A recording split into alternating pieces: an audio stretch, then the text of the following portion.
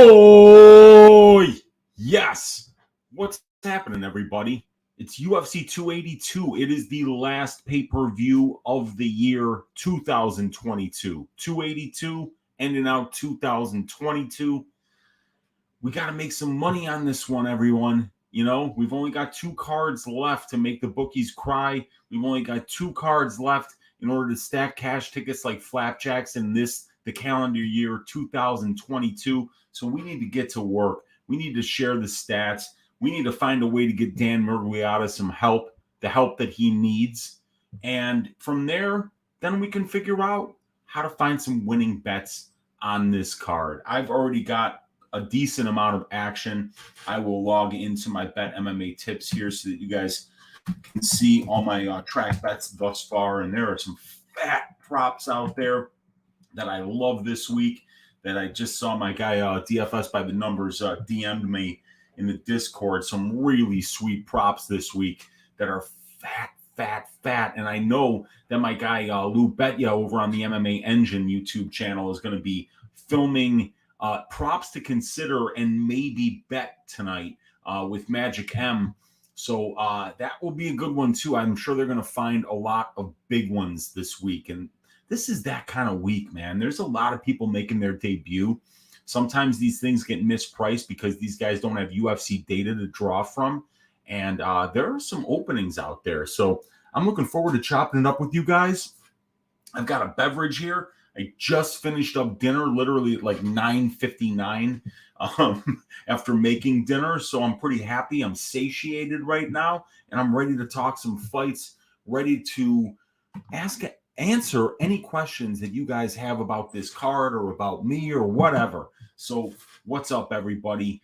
I'm your host, Uncle Weezy. Ask Weezy what you want to ask Weezy. What's up with you guys in the chat? Let me see what's going on in here.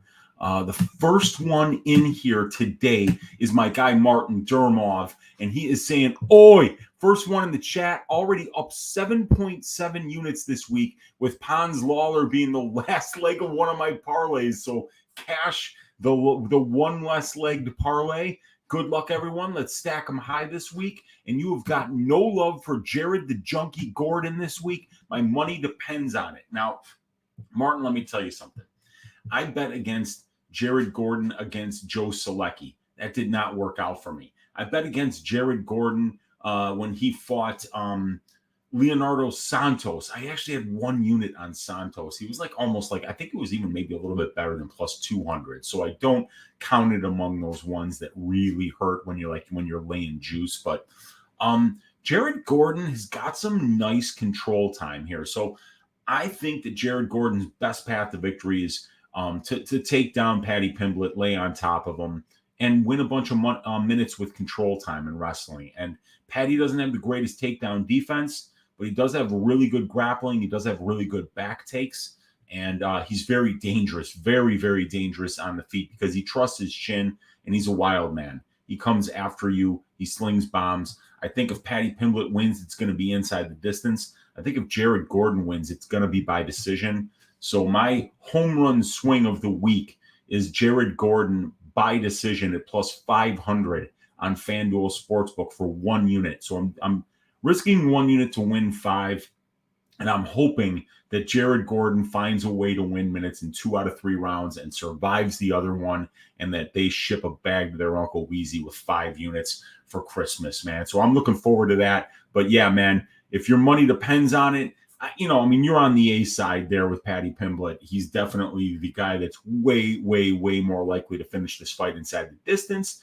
And he is an exciting, fun guy to watch. So I'm really looking forward to that fight. And we got Daz Files in the room saying, let's stack cash tickets like flapjacks. Let's go, Daz. 2 weeks left to do it in 2022. So we got to make hay while the sun shines. We got Brady Stevens in the room saying, oi. And we've got Corey Mann in the room saying, oi. What's up, fellas? How's it going? Brady Stevens is saying, have 1 unit on Paddy inside the distance at minus 105 and cover myself with 0.2 units on Gordon by decision plus 400.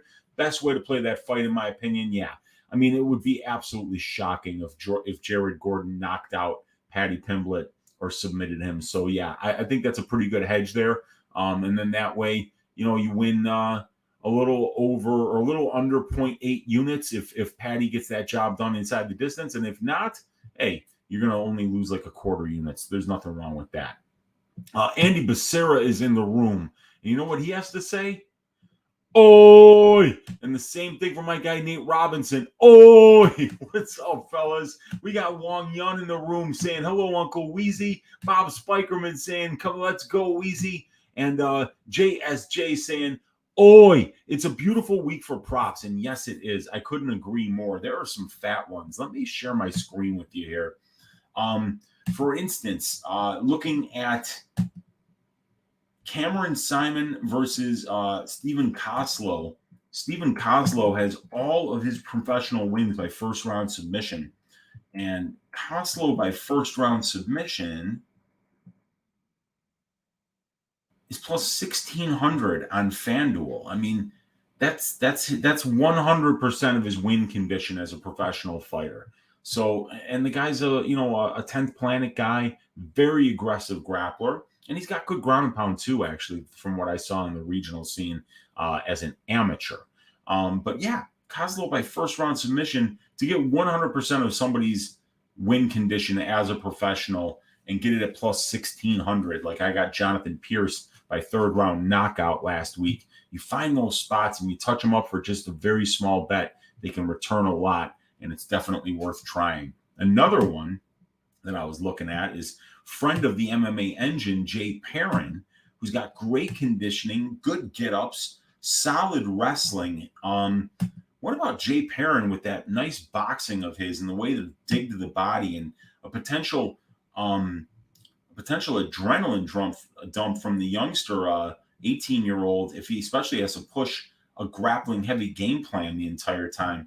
Jay Perrin by third round knockout is plus 4,000 on Bet Rivers and plus 3,800 on FanDuel, and it's plus 3,500 on DraftKings. So definitely like that one as well, because I think Jay can wear down Raul, especially if he puts a lot of resistance to Raul's wrestling. And the longer the fight goes, Jay Perrin really doesn't get tired.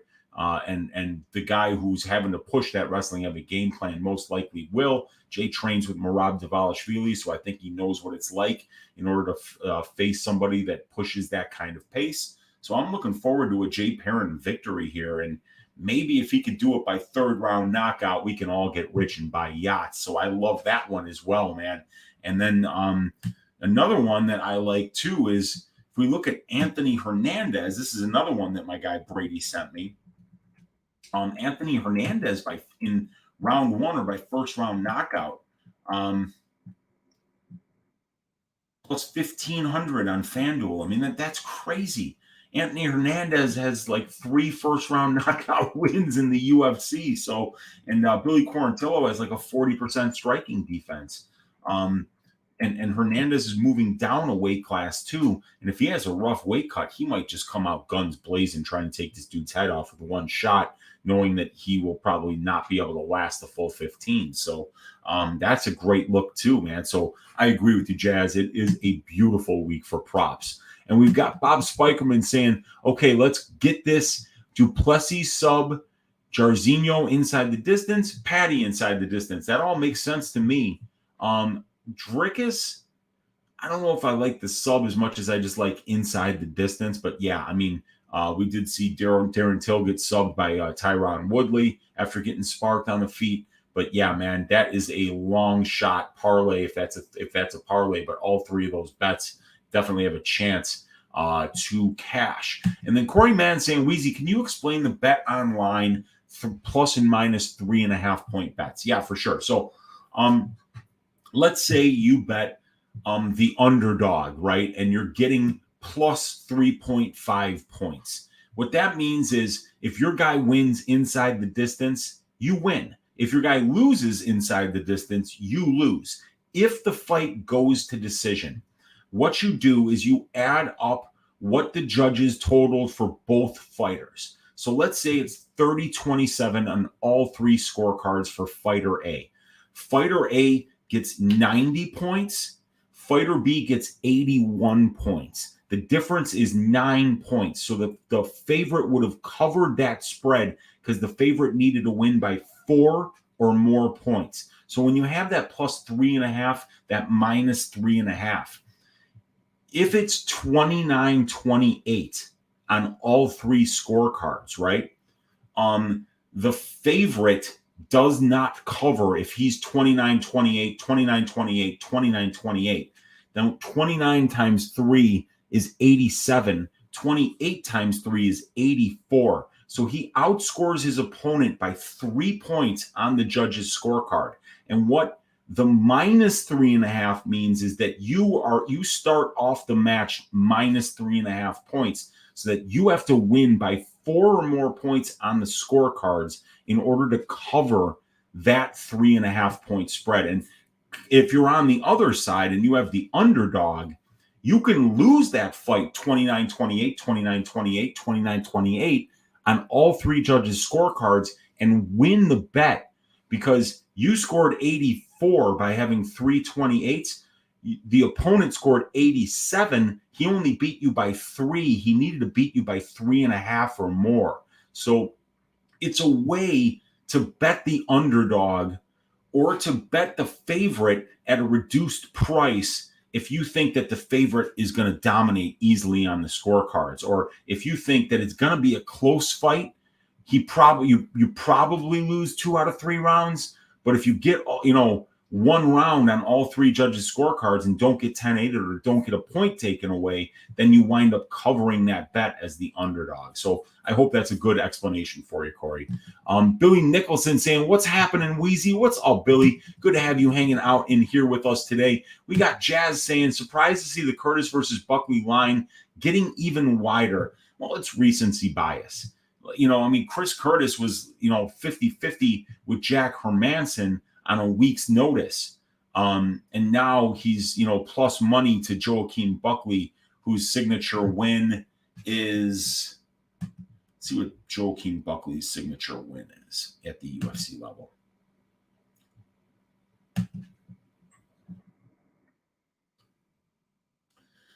Buckley's wins are Duraev, El Hassan, Antonio Arroyo, Jordan Wright, and Impa Kasanganay. And the Impa Kasanganay win is one of the signature knockout wins in the history of the entire organization. But, when you add up those 5 guys' current UFC records, it's 15 wins and 15 losses. So he's beaten 500 guys.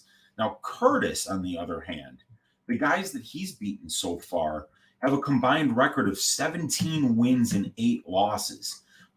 Phil Hawes, 5-3. Brendan Allen, 9-2. Rodolfo Vieira, 3-2. He won those fights dominantly, finished 2 of them, and Vieira, he shaved his ass for 3 straight rounds. So I think it's just a little bit of recency bias here, and I think that Buckley is not the speedy point fighter, in and out, big time movement guy that Curtis is. I think he can give him some trouble using kicks to maintain distance. And if he's busy with that, he can keep Curtis from getting in the pocket and where Curtis does his best work. But I don't see Buckley being that kind of fighter. And I believe that Chris Curtis is the more durable fighter here. So I think durability is key when you got a striker versus striker matchup. And I like the Chris Curtis side. I picked him for Uncle Weezy's ass shaving of the week because I'm not confident in any of the juice spots this week.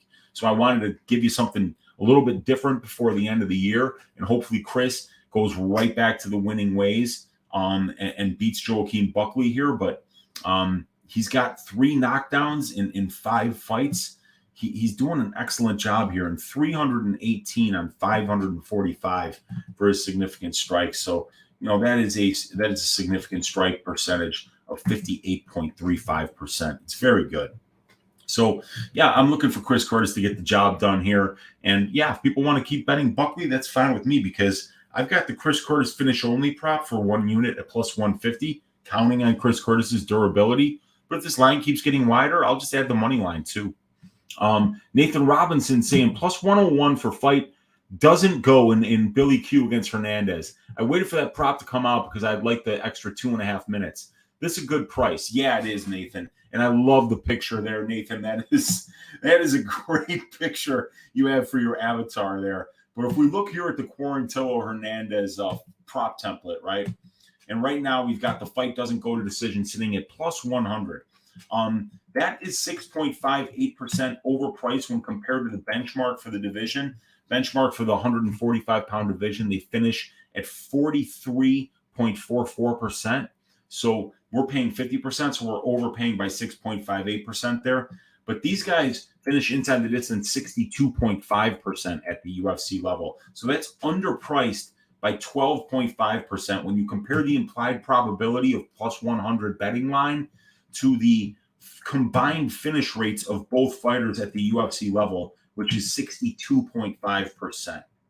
And then you also see that because they finish at 62.5%, they're finishing at a 19% higher rate than what the benchmark is for the division, and that's 43.42%. So these guys finish at a better rate, 19% better rate than the benchmark, so they're more violent than the rest of the weight class.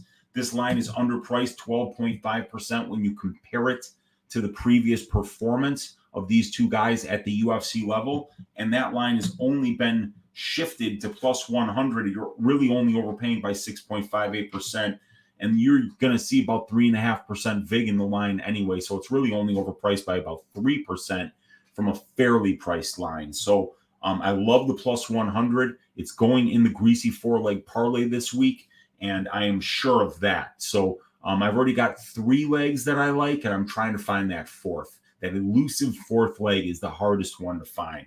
But yeah, that's a bet that I absolutely love, Nathan. I got it at plus 155 for the under 2.5 earlier in the week. I wanted the extra 2.5 minutes, but I was afraid that they wouldn't release it. And they didn't. BetOnline didn't. They waited 3 days or 2 days to get that one out. I don't think they wanted that action. So I got to hope that Billy Q or Hernandez gets it done in under 2.5 and not just the fight doesn't go. But yeah, plus 100, plus 101, fantastic line. One of my favorite lines, if not my favorite betting line of the week. We got the Prince of Mischief in the room saying, oi! And we got Nate saying plus 700 for Kozlov by decision. I believe that Kozlov 4 or 5-1 in decisions as an amateur. So yeah, I mean it's not a terrible look, especially if he's able to get takedowns and ride out a bunch of minutes on top control, but Cameron doesn't wind up giving up the submission. I think that's a possibility, but keep in mind, Kozlov as a pro has never even been out of the first round. So to come in on short notice, ask him to win 2 out of 3 rounds in a 15-minute fight where there could potentially be an adrenaline dump, where they could potentially be just, him not being fully prepared because he took the fight on short notice. I don't know if I bet Kozlov by decision, but the path is potential. It could be there. Bob saying, Merry Christmas. Let's catch that loot this week. Last week was a bit of a disappointing stalemate for me, so hoping to get back this week.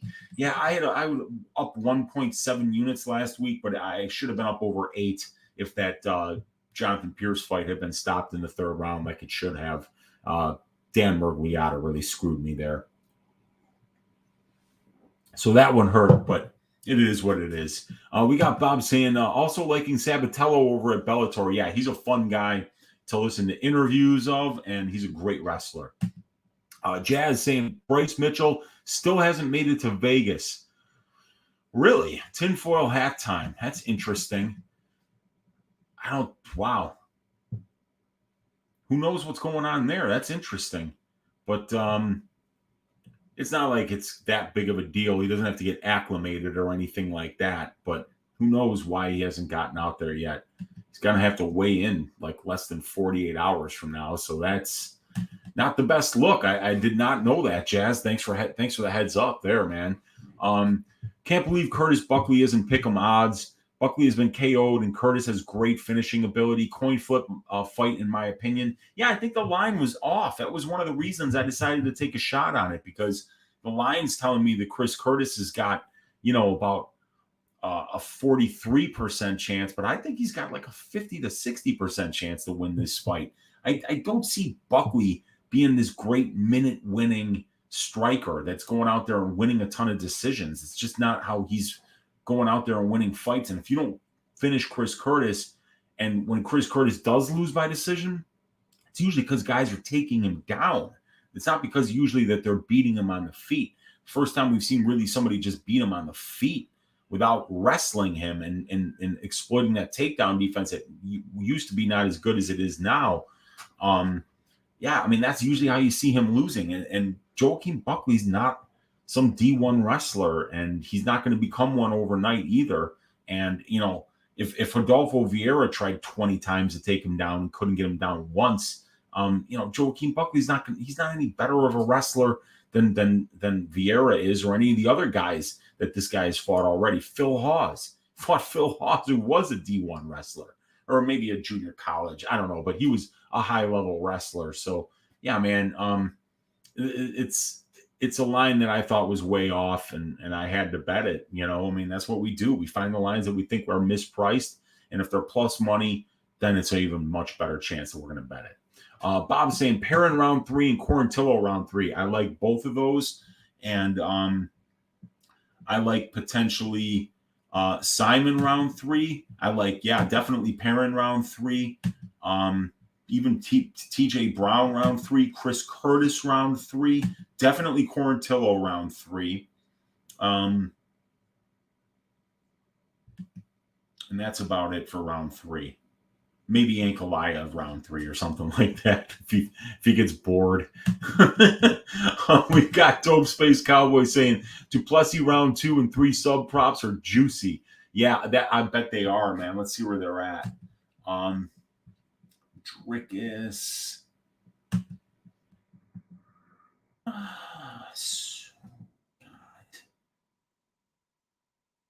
Submission round 2, 1,900. Submission round 3, 3,400. Wow.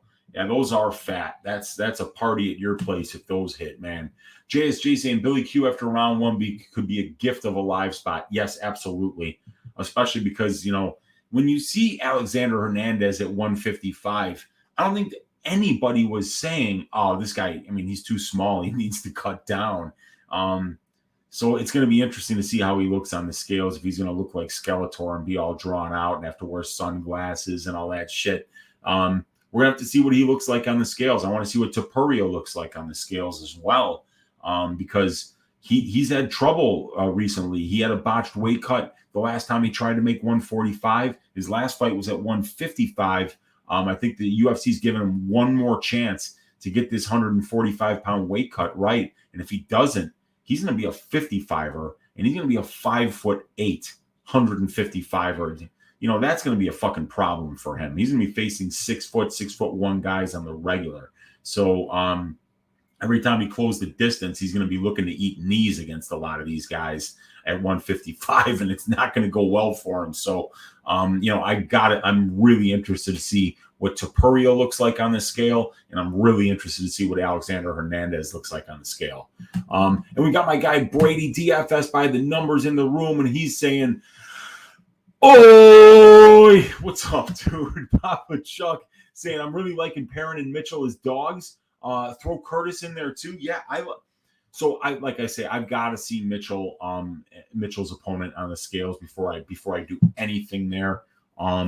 But Mitchell's performances against Tyler Diamond, Bobby Moffett, and Brad Katoner in the house really do worry me, because the guys that he's ragdolling, like Barbosa, like Philly, you know, they're not on the grappling pedigree that a guy like Ilya Topuria has. And Ilya can wrestle too. He's not just like some slick submission grappler. The dude can absolutely wrestle. So, I don't think that Bryce is going to be able to make this one look even close to how easy he's made the Philly and really the last 4 fights. The last 4 fights, I think I went through some numbers on the show. I think I've got it in my notes, but it's not really that important. I think his control time over his last 4 UFC fights is somewhere in the neighborhood of 78% for and less than 2% against. I mean, it's elite. It's absolutely elite. So, but this is an elite grappler and a very good wrestler that he's facing. And the dude's got crazy power. He digs to the body, which is a problem. If you're going to try to take somebody down, you'd prefer that they're swinging big overhand rights because it's so easy to duck under those and get in on their hips. But when they're digging to the body, it makes it really difficult to get in on their hips because it makes it so much easier for them to get that underhook on whatever their dominant arm is. And then once you have that, you got a chance to stand up. So, yeah, there's some great. I don't like any of the favorites. I mean, like, it makes me sick to think that I would have to pay minus 280 for Magomed Ankalaev, even though I think the stylistic matchup says that he can find way more ways to win this fight. Yikes, man! Paying minus 280 for somebody that show at times can be that low volume is a little bit troubling. But I think Ankalaev is going to win. But there's a lot of plus money spots that are very intriguing this week. I'm going to pepper a whole bunch of them, throw a whole bunch of shit at the wall, and hope that I can make some of it stick, Papa Chuck. Bob is saying Duplessis got underrated, ignored grappling. He has a lot of subs on his record, and of course, most importantly, Till's jiu-jitsu defense is washed up. Yeah, I mean, he got absolutely smoked right away by Tyron Woodley, and I think he landed 0 significant strikes in that fight. And I think the second round was when the fight finished. How do you land? Just to make sure that I'm not remembering this wrong and talking out of my ass, let's look at the stats. Let's have a look at what potentially could have been one of the worst performances of all time. Darren Till against Tyron Woodley back in 2018. 0 of 6 significant strikes, and that fight lasted until the second round, and it was with 41 seconds left in the second round. So that guy went 559 seconds in a 6-foot cage, where you're not allowed to climb out, and there's actually no place to hide safely from your opponent where they can't find you. He managed to be in a UFC cage for 559 seconds and land 0 significant strikes. Darren Till, what happened, man? Most he's ever landed in any fight, he's done 49 twice. 49 in 900 seconds. So that's 15 minutes. So it's a little bit over 3. It's like 3.3 significant strikes a minute is like where he tops out. That's Darren Till shaving ass is 3.3 significant strikes a minute. If I were to sit here and just count to 3.3 and it were to take me 60 seconds, 90% of yous would tune out, and rightfully so, because that's how boring it is to wait for something to only happen 3 times over a 60-second period. So rough stuff, man. And Ruben saying, "Oi, Unk, Thug Nasty by decision, hammer it." Yeah, dude, Thug Nasty would probably be winning this one by submission with top control. And he's okay. He looked okay at distance striking range, even though he wasn't there for long against Barbosa. He was trading leg kicks with him. He even dropped him once in the first. So maybe that striking is getting better too. And if he can actually, win a couple minutes on the feet, that would really help if he was able to wrestle effectively and get top control as well. And yeah, I think if Thug Nasty does win this fight, it's going to be by a late submission because of a bad weight cut by Topuria, where he just gasses out and can't push the pace for the full 3, or by decision. So I like it, Ruben. Good call, man. And then we got Jay Stanford in the room saying, "Oi, Weezy, the best. Can you please advise the best fighters to target on DraftKings? I appreciate your tremendous help, my brother." Yeah, man. So I do a show on Pub Sports Radio with my guy DFS by the Numbers, Gordo Gambles, and Monk Maddox from the MMA Engine YouTube channel. And that's on Pub Sports Radio, and we do DraftKings predictions, and it's a completely DraftKings focused show. And my lineup that I put together for this week has Raul Rosas Jr., Vinicius Salvador, Billy Quarantillo, Ilya Topuria,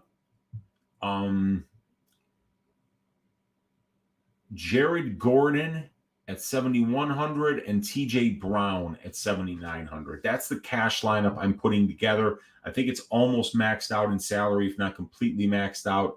And I like all those spots because I think they're high grappling upside spots, with the exception of Vinicius Salvador, who I think probably gets a knockout in the first round. So looking for guys that can not only get finishes with submissions, but also rack up a bunch of control time and takedowns and reversals, and potentially break the slate. So that's the lineup that I'm going with, Jay. But if you want more information, check out the DFS DraftKings Picks show on Pub Sports Radio.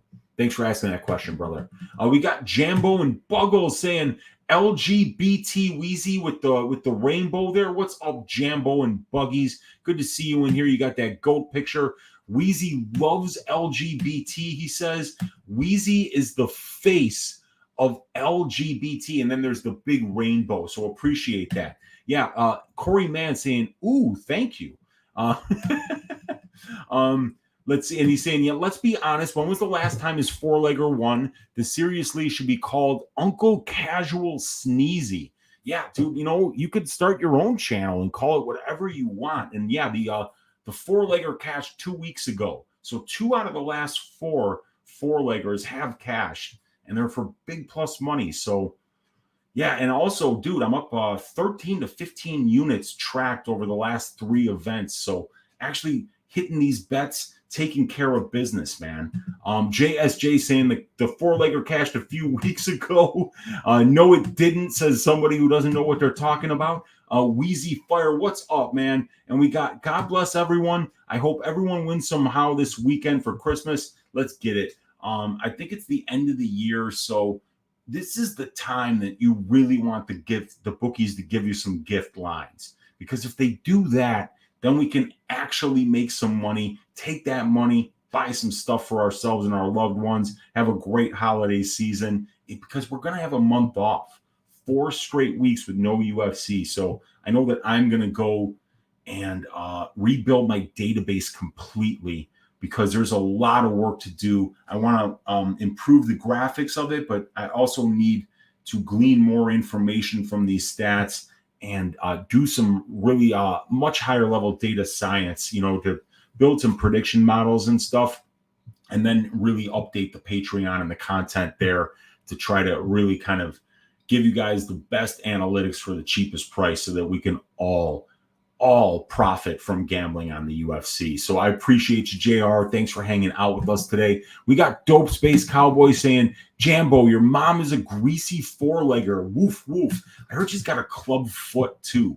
But, that's really nothing. I mean, it's hilarious, but we shouldn't laugh at, his mother's face for having a club foot. It could happen to anyone, and we want to be nice to those that are less fortunate. So Nacho Buddy Chief saying, what's up, Weezy? What's up, dude? Good to see you in here. Papa Chunk, Jambo and Buggy, sounds like you were taking it from a dick saw.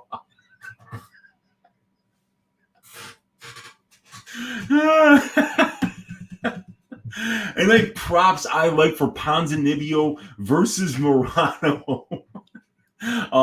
So Ponzinibbio versus Morano, I've got on the prop template here, but there's not. All right, I've got some lines here. Okay. These guys are both very difficult to finish, so I kind of like the overs, but they're juiced up to -145, -165 here, and they're overpriced here when we compare them to the benchmark for the division. And these are just a little bit underpriced when we compare them. So at 59.18%, when we see a positive 5.33%, what that's basically telling us is that 64.61%, I think it is, 64.52 is of their fights have went to decision, and we're only paying 59. So there's a 5.33% edge there. But you also got Morano taking the fight on short notice. But I think it's going to be a stand-up war, and I think they're going to just stand and bang until one man falls. Both of these guys have got some knockout power. They've got some knockouts. But these lines are, they're priced right where they need to be. There's really no props that I like that are time props for this particular fight. So yeah, I'm going to stay away from this one. And there's some missing information. How is Morono going to look on 4 or 5 days notice here? And this fight is up at 180 pounds as well. So neither one of these guys is going to have to cut more weight than what they're used to cutting. So I think that's interesting as well. So it's going to be a fight I'm going to be staying away from, Nacho. So best of luck to you if you hit it, because I don't have anything that's sticking out there. Diego M in the room saying, "Oi, Weezy, what's up, Diego?" We got Antonio Esparza saying, "Yo, what's up, bro? Is it just me, or will it be uncomfortable to watch Rojas fight on Saturday? He's a kid and his brain isn't fully developed yet." Well, the thing about Rojas is the brain might not be developed, and it would suck to see him get a nasty concussion so young in life if he were to take some, big shots. But the thing about Rojas is the style that he fights with is the kind of style where you can have longevity in this sport, where you can go a long way in this sport and wind up still having all of your faculties about you, because you're not getting the shit kicked out of you. You're not standing in the pocket with another killer, eating hooks, eating head kicks and shit. You're down on the ground, advancing position, working for submissions, trying to land some ground and pound. And that's the way to stay safe. I mean, guys like George St. Pierre, they didn't take a lot of damage in the cage because of the style that they fought. Same thing with Habib. Habib's going to have a good later life because he wasn't getting hit with hammers all the time. He's not getting dropped. He's not getting kicked in the head. He was controlling his opponents for more than 50% of the time that he was in the cage, which makes it difficult for them and difficult for you to sustain, like these nasty head injuries. So I think it's the style that Rosas fights with, could potentially protect him and have it so that he's not taking a lot of damage. And it'll be up to Jay Perrin to change the style of that fight, to not make it a submission grappling affair, to not make it a jiu-jitsu match, to make it a mixed martial arts fight where a significant percentage of that fight takes place in the center of the cage at striking range. That's going to be Jay's responsibility here. And if he does that, then, Rosas might be eating some shots. And yeah, you're right. I mean, at 17, 18 years old, this guy hasn't really taken any damage yet. He's not absorbing any significant strikes, which is a good thing. But as he starts to get a little bit better in this sport, he's going to find that sometimes that style doesn't work. And we see what happens to guys like Chase Hooper when they can't get the takedown. They're in there taking damage. And there's the potential that Rosas could be taking that kind of damage as well. But if he makes sure that wrestling is on point, the wrestling's got to be on point, because if it is, he can fight a style where he won't be eating that kind of damage. I meant to say submission for Kozlov. Oh, yeah. For Kozlov by submission, all 5 of his wins by submission, and I believe half of his amateur wins, maybe 5 out of 9, is it? Or I don't know if he was 9-1 or 10-1 as an amateur, but the guy, all of his finish wins as an amateur and as a pro were all by submission, none are by knockout. And Bunkhoot saying sub for Kozlov. Oh yeah, man. It should be a popular bet this week. This is how this guy finishes fights. Cameron Simon had a really nice performance on the DWCS, but other than that, the dude is unproven. The guy that he beat in order to get the ECF championship in South Africa was 7-7 going into that fight. I mean, it was a 5-round fight, and according to Couch Warrior, shout out Couch Warrior, he said that he went and got subscribed to ECF so that he could watch the entirety of that fight, because when you go on the tape index, they only have highlights. And evidently, he said that Simon was getting taken down and controlled for the first 2 rounds of that fight. So if that's the case, Kozlov could absolutely have success here. And if he does, the potential for submission is definitely there. And at plus 700, you don't have to put a lot down to stack some units on that. All right. And we got Andy Becerra in the room saying, Unk, this was the year of upsets. What fight do you see having the greatest upset on this card? I think it could be Jared Gordon.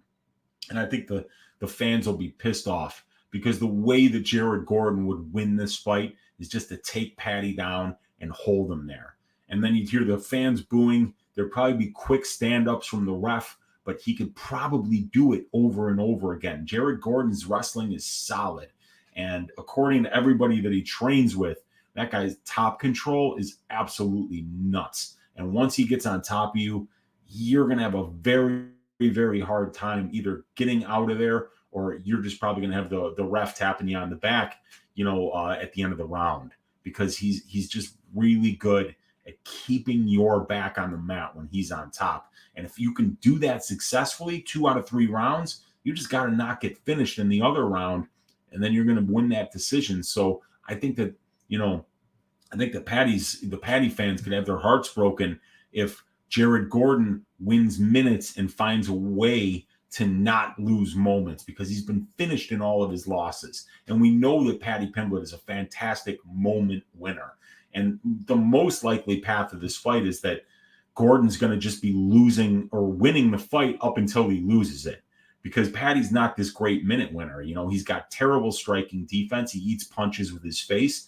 He's got 60% takedown defense. And even though he's only got 16 minutes in the cage thus far, he's spent 8 of it being controlled by his opponents. You can't give up 50% control time to your opponents on the aggregate and expect to win decisions at this level, especially against a guy in Jared Gordon who's getting like 38, 39% control time over the aggregate of his over 100 minutes in the UFC cage. And then you add to that fact that Paddy's not stopping takedowns, that he's giving up those minutes.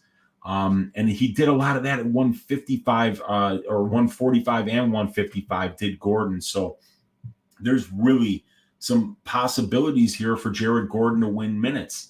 And then there's also the possibility that he can win 13 minutes of this fight, get sloppy, get his back taken, and get choked out. Or, Paddy stands up and lands a big shot and sleeps him. So Jared Gordon is 6-0 in decisions in the UFC, and I believe he's undefeated in his career in decisions. So he's going to be a hard guy to win minutes against. We got Jazz saying, correction, Bryce missed media day but made it to Vegas this evening. Okay, that's cool. Because, I was thinking, all right, it's already Wednesday. He's kind of way in like 36 hours. What is he doing? But I'm glad to hear that he made it there. All right. At Antonio, a ton of fighters nowadays start amateur in their teens, and it's no different in terms of brain trauma. I definitely don't know. I have no expertise on that matter. I never, I did judo growing up, so there's really no head trauma, just a lot of body trauma from getting thrown around like a rag doll. But definitely I've never sustained a concussion in my life. And if I never do, I'm absolutely fine with it. Bunkoot saying Eric Silva inside the distance or Alex Hernandez inside the distance, which is the better bet? I would like Alex Hernandez inside the distance because I just don't have any indication. There's nothing on tape that leads me to believe that Eric Silva is UFC level at all. So I have to, TJ Brown has been in there with some pretty good fighters, some guys that are UFC level, the gatekeepers of this division. And, he's went to decision with a lot of them. So I don't see Silva finishing him. Alex Hernandez, I think he's very front loaded, especially if he's having a rough weight cut. So I think Alex Hernandez inside the distance or Alex Hernandez round 1 KO at plus 1,600 would probably be the best way to play that, Bunkoots. Bob Spikerman saying also Ankalaev over, Buckley over, Perrin money line, Quarantillo under, Shabazian under, Ponzinibbio money line, Eric Silva money line, and Bryce at plus 185. Wow, that's a fat number. Bryce at plus 185. Damn, I like that number. I like the Ankalaev over. I like the Buckley over. I'm thinking about betting it. I have a bet on the Perrin money line. I have a bet on the Quarantillo under. I don't have a bet on the Shabazian under, but I think it goes under. Ponzinibbio's money line, I'm on Ponzinibbio. I think he wins the fight. And Eric Silva money line is the only one I don't agree with, but I'm not betting TJ Brown. I just can't do it. The emotional toll it'll take on me if I lose that bet would be too much. So DJ is saying, "Oi, Weezy, if you had to, what would you do for a greasy 2 or 3 leg parlay with plus money legs?" it would be that Quarantillo Hernandez fight doesn't go to decision. It would be the Chris Curtis money line. That would be a good 2 legs that they're both plus money. And what else would I do? I could throw even Jared Gordon in there, but that would make it really long shot. TJ Brown is right around even money. I think TJ Brown's better all around than Eric Silva, so I think he should win this fight. I think he should be ashamed of himself if he loses to this dude, because he's by far the better striker, and he's got he's shown high level. He's shown good wrestling in the UFC cage, serviceable wrestling, going to it to win fights. So I've seen TJ Brown do that at the UFC level. Haven't seen Eric Silva do that against anybody that's, 0-0, 1-1 guys on the regional scene. So yeah, that would be the 3-legger I would do. TJ Brown money line, Chris Curtis money line. Fight doesn't go to decision for Hernandez Quarantillo, and that'll put you 3 fights in a row. And then you can count all your money and just laugh at the rest of the fights, DJ. That's how I do it, man. Ali Hamoud saying, Weezy, how do you feel about the Till, Ponzinibbio, and Shabazian fights to all not go the distance at plus 310? So the Till fight, I think, does finish inside the distance because Dricus du Plessis has only seen the scorecards once in his entire career. And that was against Brad Tavares, and he beat 7 shades of shit out of Tavares. Tavares just wouldn't go away and wouldn't go down, and the ref just wouldn't stop it. But it was not competitive. So I like that fight to finish inside the distance. The Ponzinibbio fight, because it's short notice for Morono, I like that, but I don't like that it's up at 180 pounds, so that neither one of these guys should have to be cutting much weight. So I don't necessarily like that one. And then the Shabazian fight, I mean, he should absolutely. This looks like they're just like, all right, Edmund, we're giving you fucking Dalcha. This guy's lost 3 in a row. You've got to get the win here, because if you don't, then we're just going to feel real good about cutting you because you're not UFC level. So this is a tee-up spot for Shabazian, and he absolutely has to get the job done, but the pressure is on. And if he does blow it, I think Dalcha knocks him out. So I like that one. But yeah, the only one I don't like is the Ponzinibbio one, and I'm just staying away from that fight. It's not like I'm saying it goes to decision. I'm just saying, that that one probably is one I'm just going to stay away from, because I don't have much of an opinion on it. Bob Spikerman saying, let's not forget my scandalous non-greasy parlay this week. Salvador under 2.5, love that. Jairzinho fight doesn't go to decision, love that. Ankalaev fight starts round 2, love that. I know very dry parlay, but there is 0 grease here, but I think it hits. I think it hits too, man. I think that's a good look. Those are all very safe bets. All right. And we've got JR saying, Weezy has the dopest chat. Sharp cappers in here. Damn, dude, I appreciate you, JR.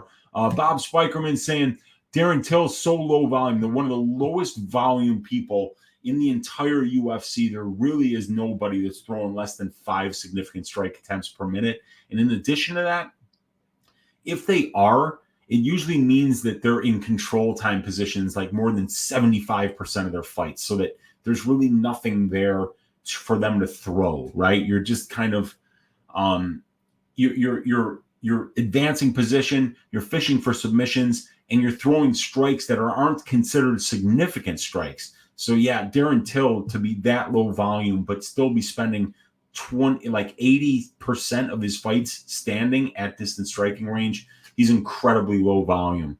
And Bob Spikerman saying, I must say, if du Plessis chooses to rush in like an idiot again, that would be Darren Till's dream coming true. It would be perfect for Till to land his counter shots, and that's what Till does. He's a counter striker, and du Plessis blocks punches with his face, and we saw Tavares have a lot of success in round 1 against him. I think he won that round, but boy, the second and the third, Dricus just put it on him, and Till is that guy who will wait and do nothing, hoping that you make one mistake and come in too fast, and he's a sniper, and he looks to knock you out with those shots. So this could be a perfect spot for Darren Till to get the kind of win that he needs to kind of get it going again. But the question is that, this guy's fought once in like 2 1/3 years. So he's, we don't know what he's going to look like, unfortunately.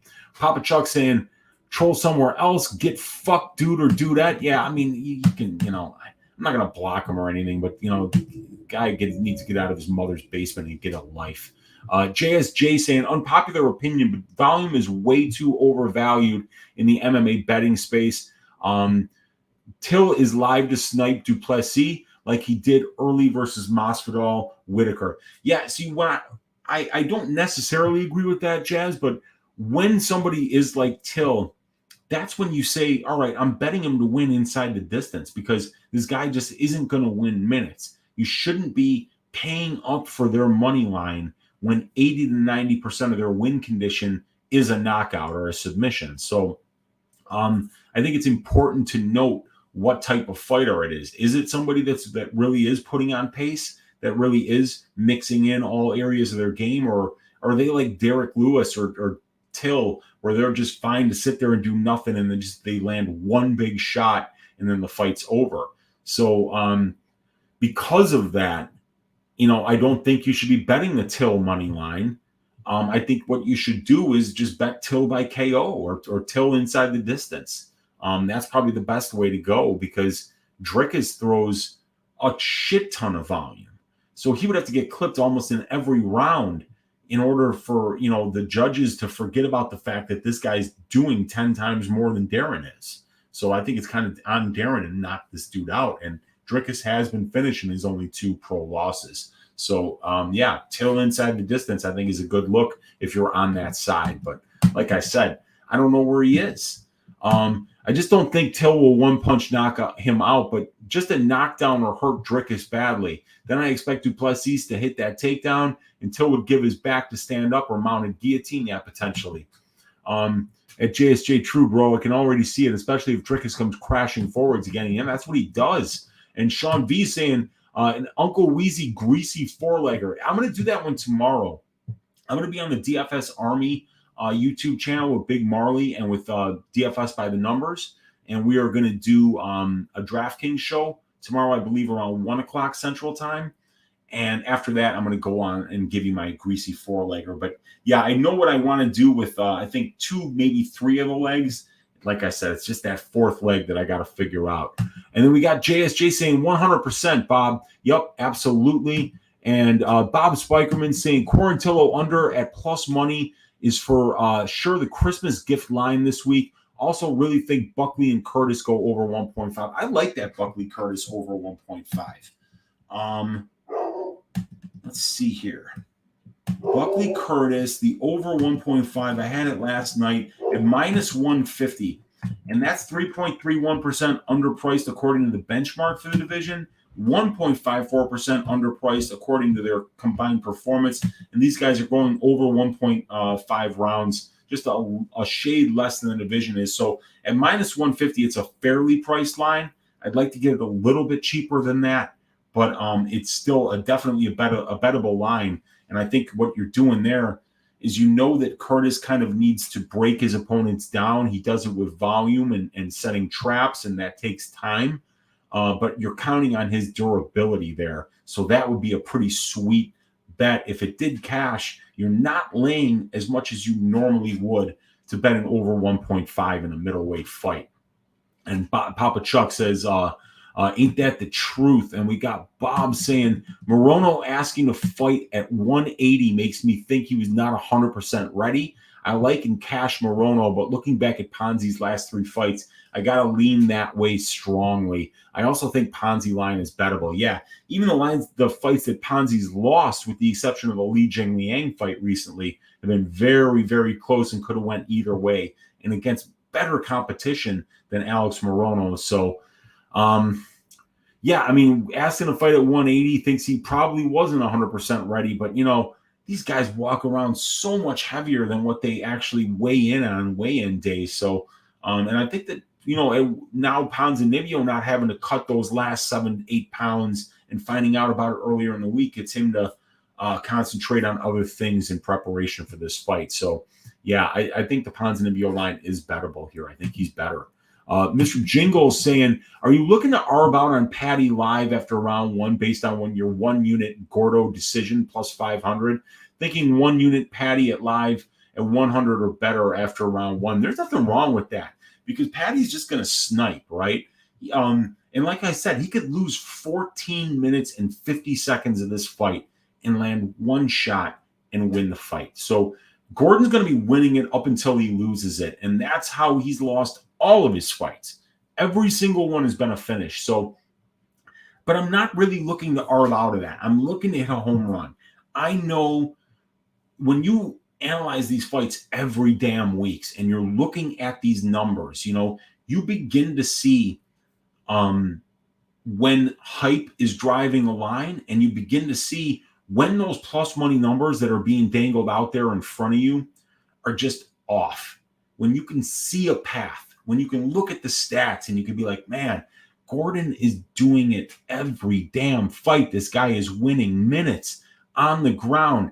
He's getting takedowns when his opponents want to strike. He's stopping takedowns when his opponents want to grapple.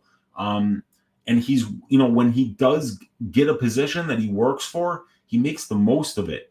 So I really see a guy like Patty who's a moment winner.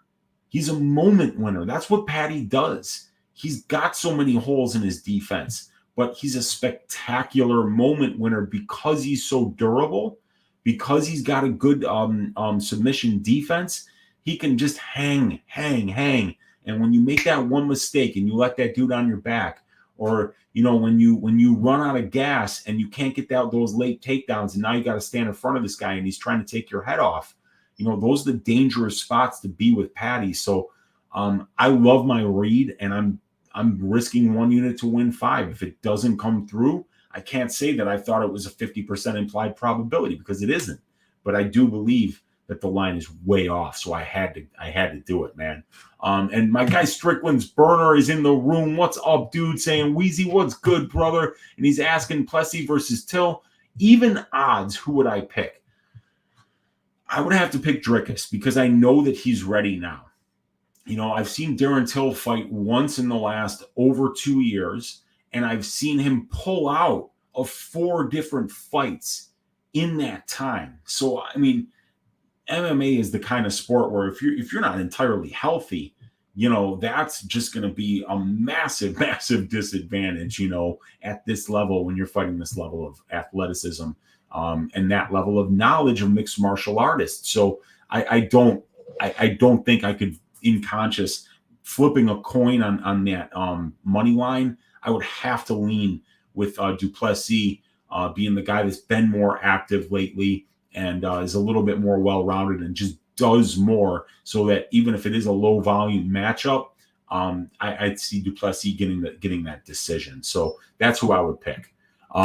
We got Lamar Lockett saying, hey, Weezy, which fights do you think end in a submission? I think that very first one of the night could. If Raul Rosas has his way, I think he could get a submission. If Salvador Lacerda shocks the world here and beats Vinicius Salvador, I think it'll be by submission. I think Silva Brown's going to have a ton of grappling. I think that could be a submission. And then after that, Mitchell Topuria could absolutely end by submission. A lot of people like Duplessis' submissions game. And then Pimblett Gordon. I mean, Pimblett could get a submission. Gordon could even get a submission. Those are the ones that I see potentially ending by submission. I'd be surprised if the like Blachowicz, Ankalaev, Morano, Ponzinibbio, Rosenstruik, Dawkins, Shabazian, Lungi, and Bula, Quarantillo, Hernandez. Maybe Quarantillo gets a rear naked choke or something, but Curtis Buckley I don't see ending in submission. Yeah. There's a lot of fights that could potentially end by submission. Prince of Mischief saying every pay-per-view has an shot moment. Leon kick, Jiri sub, Pereira KO. What's it going to be this time? Let's see, dude. It could be like, you know what I think it could be? I think it could be like one of those fucking Ilia Topuria highlight knockouts, man. I think that's a flip a coin type fight, but I've got to see what Ilya looks like on the scale. If if he's got that 145 cut down and he looks good, I think he wins this fight. I think that his striking is better than Bryce's. He's a lot more dangerous. The way that he digs to the body could potentially make it difficult for Bryce to get takedowns. He's shown 100% takedown defense thus far at the UFC level. And he's a fantastic pedigree of grappler in his own right, just like Bryce Mitchell is. So I think that, the power is what sets Ilya apart. And man, he's had some highlight reel knockouts. And it's because he goes to the body so much that those hands start coming down and he can land those highlight reel type knockouts. We got Victor De Jesus, my guy, is in the room saying, "Oh, yes. What's up, Weezy in chat? For the first time in over a year and a half, I missed Tuesday's live show. I'll catch the replay in the morning. I appreciate you being here for this one, Vic. Yeah, man. And you can always catch those replays right here on YouTube.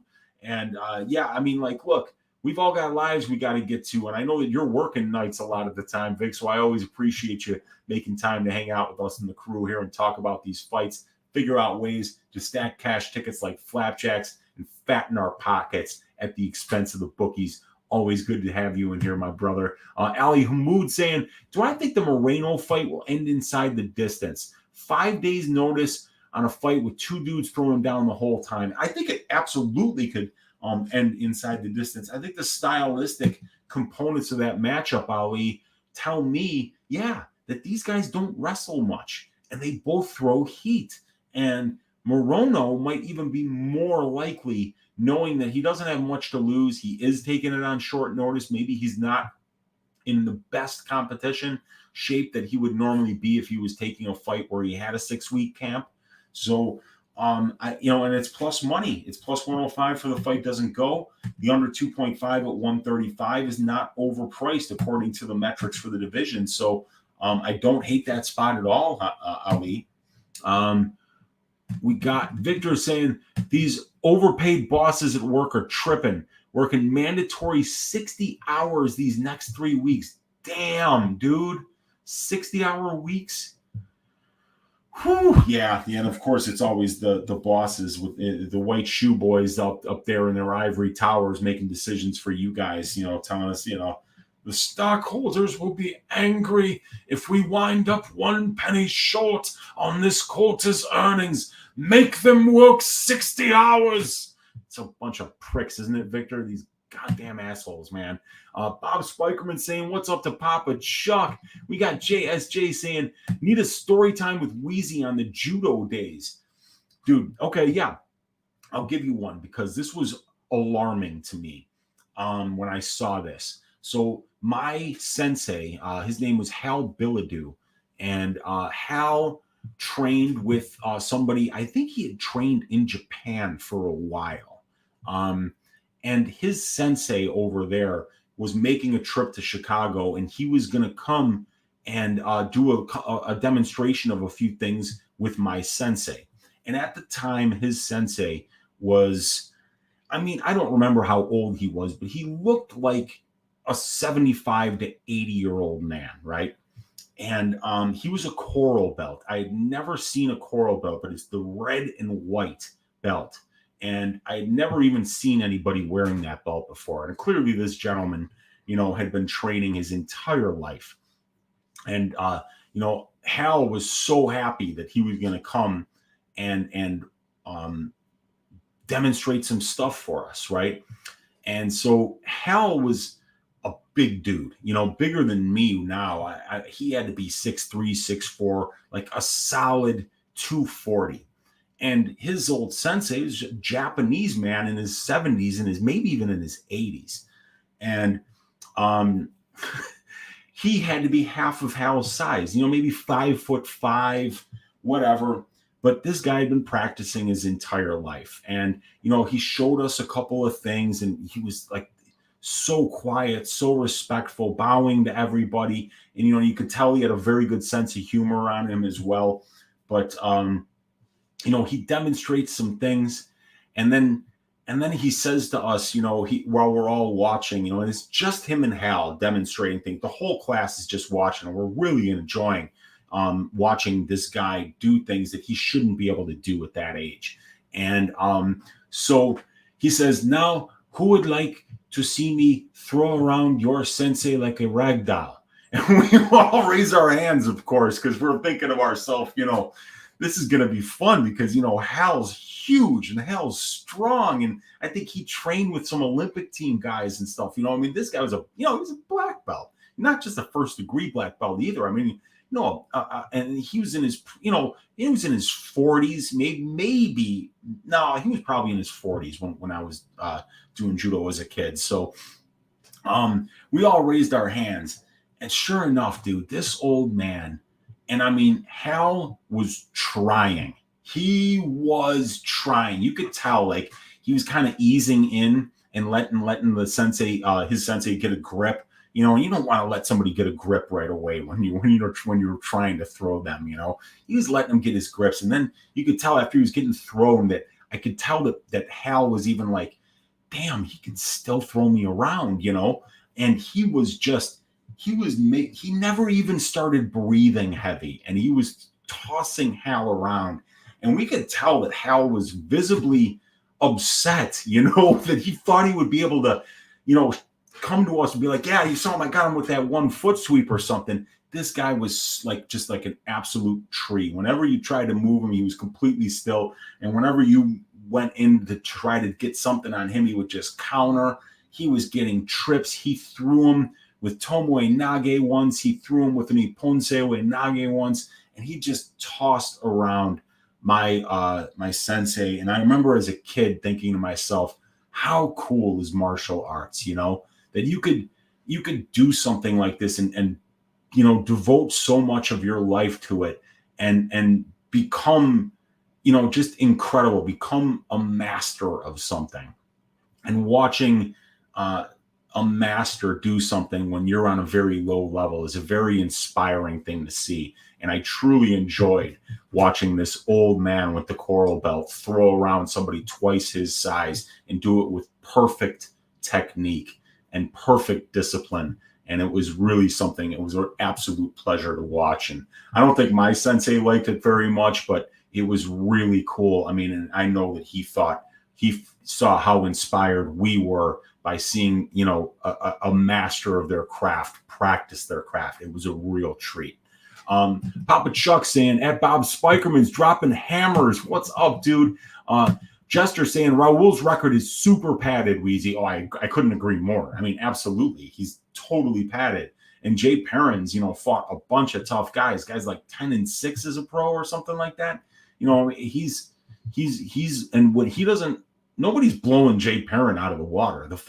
He's got 3 split decision losses, I believe, a couple of unanimous decision losses, and one fight he won the whole fight and got caught in a guillotine late, because he shot in on a sloppy shot.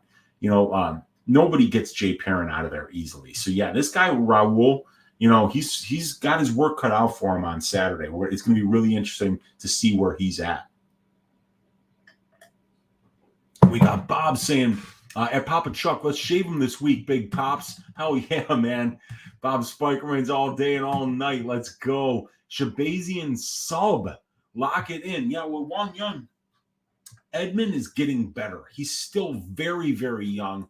And these fighters that are young, we can expect that they're going to be making some improvements. We know that Edmund's been training over at AKA, working on that wrestling. And when that wrestling gets better, he's going to find entries to submissions that used to not be there when he didn't have the wrestling to get somebody's back flat on the mat so that you could advance position, so that you could start working for submissions. So definitely he could absolutely surprise us and show that there's a whole other layer to his game because he is that young. He could be making improvements. Bob Spikerman saying, got screwed last week because of Gennaro Valdez. Fight doesn't go to decision. Me too, man. Also, Diakese, stupid IQ, and Hermanson, stupid IQ. So this week, back to shaving duty. Let's go, man. And then he sets me up, ring a ding ding with the donation. £1 from Bob Spikerman. I appreciate you, man. Thank you for donating to the show. Thank you for keeping the lights on here in your Uncle Weezy's studio. I appreciate all you guys that hang out, that watch, hit that thumbs up button, hit that subscribe button, and check out the Patreon if you haven't already. And all that money that that I get from the Patreon, we're going to use it to try and get some help for Dan Miragliotta, you guys. The guy, sometimes we have to help out our fellow human beings. And right now, I think Dan really needs our help. So, if all you guys could donate to the Patreon, we could together as a community, help one of our own who desperately needs that help. One Dan the Tan Miragliotta. So yeah, Dan, get some damn help, man. And you could do it by joining the Patreon right there at patreon.com/Uncle Weezy. Let's go, man. And let's see here. We got okay, what do we got here? Oh yeah, let's just get this clown out of here. Yeah, good enough, man. All right, and let's see here.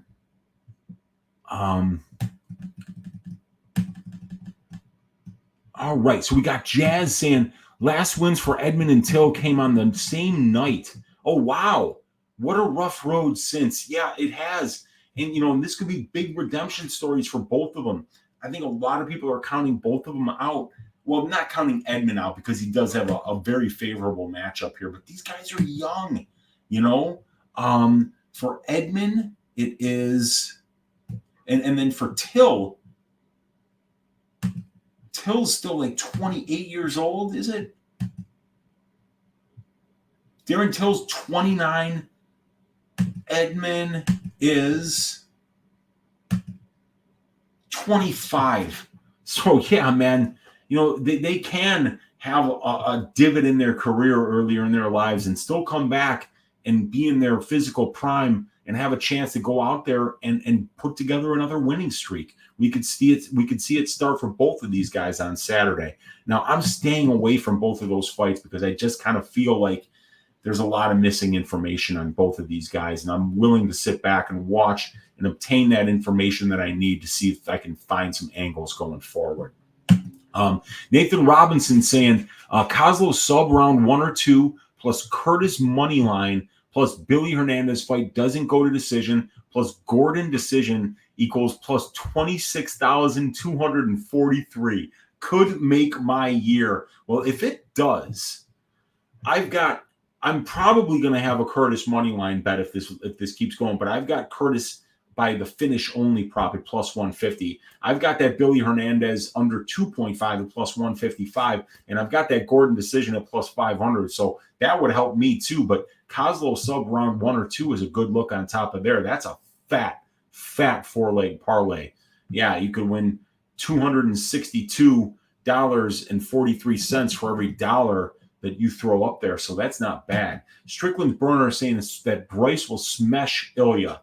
Yeah, man, I'm so impressed with Bryce Mitchell, and I'm so impressed with Ilya Topuria.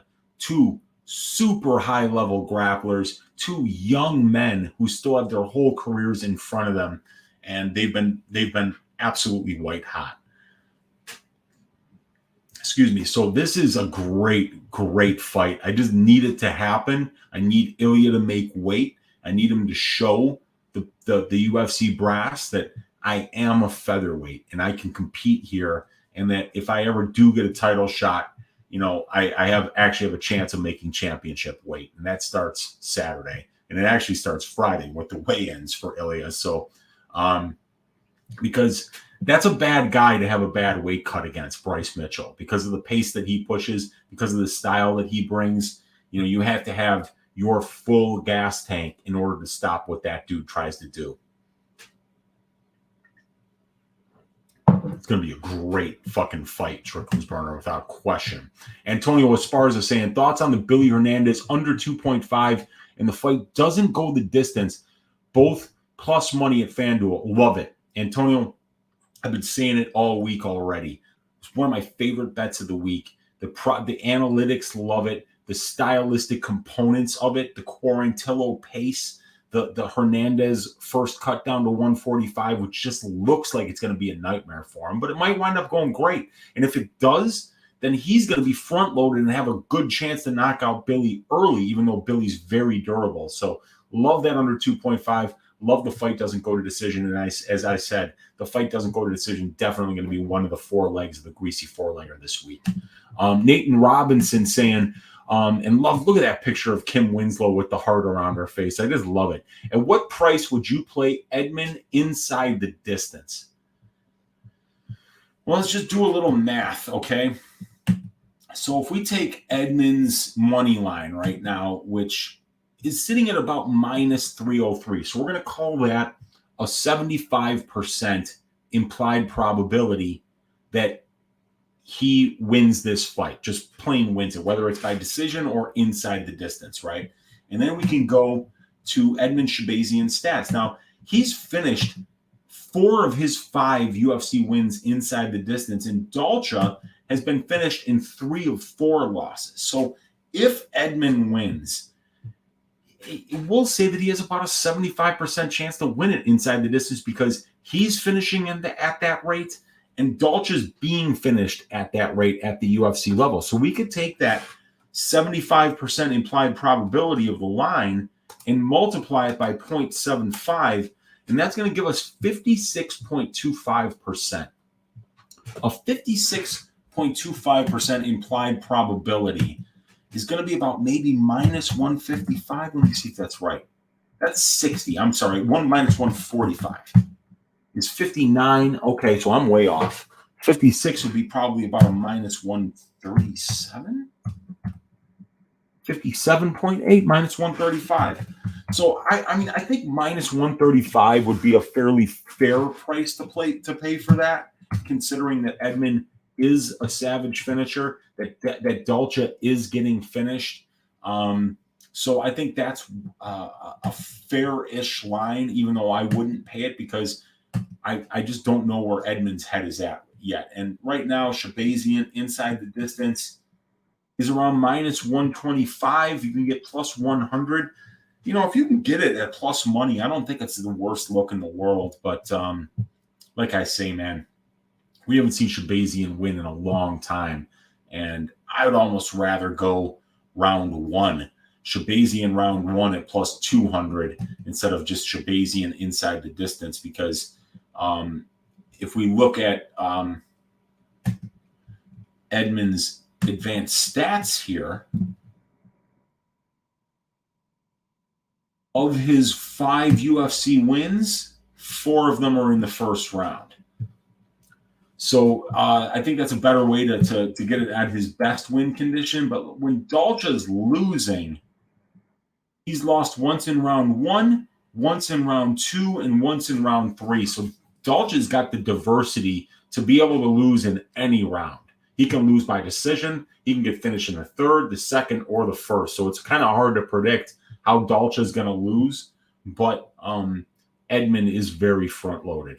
And then Antonio says, it's time to block this clown. Yeah, I did. I mean, it's a shame that I even have to do that and spend 2 seconds of time just dealing with some idiot. You know, it's like, God damn it, man. Just grow up already. Nathan Robinson saying agreed. Yeah. Sorry, Weezy. Still flat broke here on my end, man. But I had to drop this buck on you, brother. Thanks for everything. Appreciate and admire the work every week, man. It means so much that you take just a little bit of time to give me some money, man. It really does mean the world. It shows that you appreciate what I'm doing here, and I love that. So I appreciate you, Bob. Thank you so much, dude. And I was able to snipe Bryce early on Bet Online. Also, Duplessis at minus 125 was nice. The early bird always gets the worm, Bob, in life and in betting. Nate Robinson saying in Australia, I've got a money bank if fighter loses by submission, or money back if fighter loses by submission, but I can only use it on one fighter. Who do you think would be the best option for this week? Like where a fighter would potentially be submission or bust, so I'd want to bet his opponent. How about Jay Perrin? I mean, he could get out-wrestled for 3 rounds. I suppose that's a possibility. Maybe Cameron Simon, if you want to lay the juice. You could say that, well, if Kozlov doesn't submit him, but I mean, he could potentially win minutes on the ground. Salvador is kind of a favorite.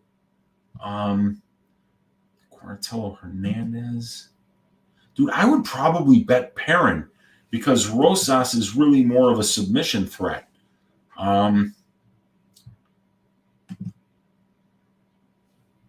That's probably what I would do. Yep. If you have to use it this week, I would use it on Jay Perrin because you're getting a fat plus money number too. And yeah, I think he could definitely win the fight if he doesn't get submitted. Which lines do I think will get steamed by casual bettors on the weekend? That Patty line probably looks crazy by fight night. Yeah, I agree. I actually got on the decision prop of plus 500 and bet it as soon as I saw it because I thought that it was off. And even if the line kept moving, that I was going to be unlikely to get it at plus 500 anywhere else. But you never know. I mean, the Patty line is going to get steamed. I think Ankalaev could get steamed as a parlay piece.